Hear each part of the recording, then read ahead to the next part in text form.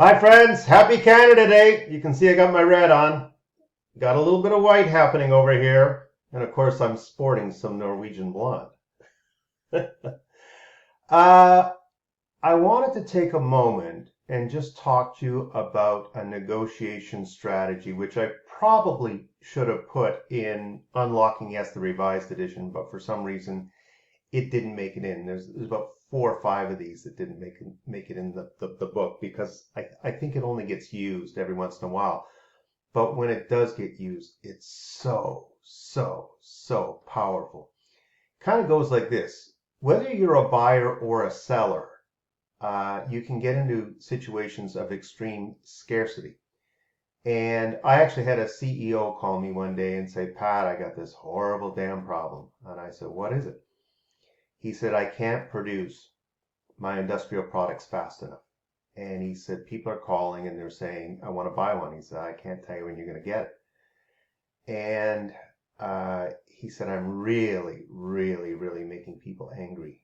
And he says, I just feel like there's something wrong. And I don't know what to do about it. I kind of chuckled. I says, you have the best problem in the world. He goes, I do. He says, it doesn't feel like it. I said, here's what I want you to do. Set up a right to first refusal list. Set up a right to first refusal list. So as your product, these big products come off the assembly line, each one has already been pre-sold at market price, not at a premium. You see, this is what separates this strategy from a bully bid, of which I'm sure you're accustomed to hearing about in the real estate business, where you just come in and you overpay for a property by 10, 20, 30, 40, whatever percent you think you just want to nail that property, right?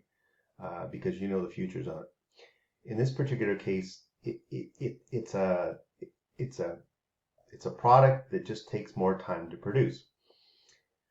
In my particular case, I remember going in to see a grower. So I'm a hardcore gardener, been that way since I was a kid.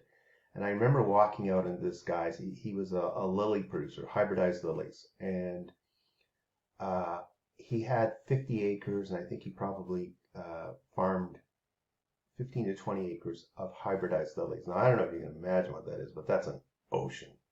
That's an ocean of blooms in July. So you can imagine when I walk into his backyard one day and I just went, holy cow. And he walks up beside me. He's this hulking Dutchman from the Netherlands originally. And he goes, you've seen it. You know what it is. And I says, oh my God. I said, Henry. I said, I've never seen anything like it. He goes, yes, I know. He says, Pat, he says, I have sad news for you. I said, what is it? He says, it's not for sale. I said, what do you mean it's not for sale? He says, I had a tough time growing it. It was super expensive. And he says, if my wife ever finds out what I paid for this thing, she's going to kill me. So he says, I'm afraid to split it for fear that if I split it, I could lose the whole thing. And so I paused and I looked at the plant and I thought, no, the plant looks okay. I just think you're being overly cautious. So I looked back and because I was such a large customer, I was going in like every week and just like dumping, nice 3 figures in his lap every day as a grower. And as a collector, I mean, if you do that every week over the course of the summer, you've invested thousands of dollars. So he knew this, right? And I just sort of said, Henry, I would like the right to first refusal on the first fan, which is what they call a vertical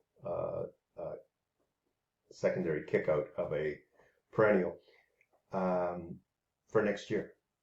And he goes, oh, Pat, he says, you're putting me under so much pressure. He says, I don't want to deal with this. I said, come on, I'll pay for it right now. Now, here's what I had done. What I had done was I had purchased the product in the future so that nobody could cut in front of me and purchase that product. It's a negotiation strategy. It's a weird one, but it's an important one because what it meant was I wouldn't face the fear of missing out. As a human being, one of the things that drives all of us crazy is the fear of missing out or the fear of being not first not second, not third, not fourth, not fifth, whatever. As long as you know where you are in the line, it makes you stable, makes you happy. In other words, you can say, I'm third in line, or I'm second in line, or whatever. The right to first refusal strategy gets you there. So I want you to remember, it's not a bully bid.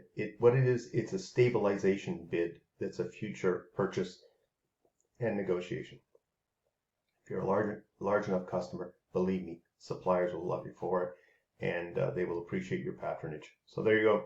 Remember, the right to first refusal strategy, and apologies for not getting it into Unlocking Yes, the revised edition.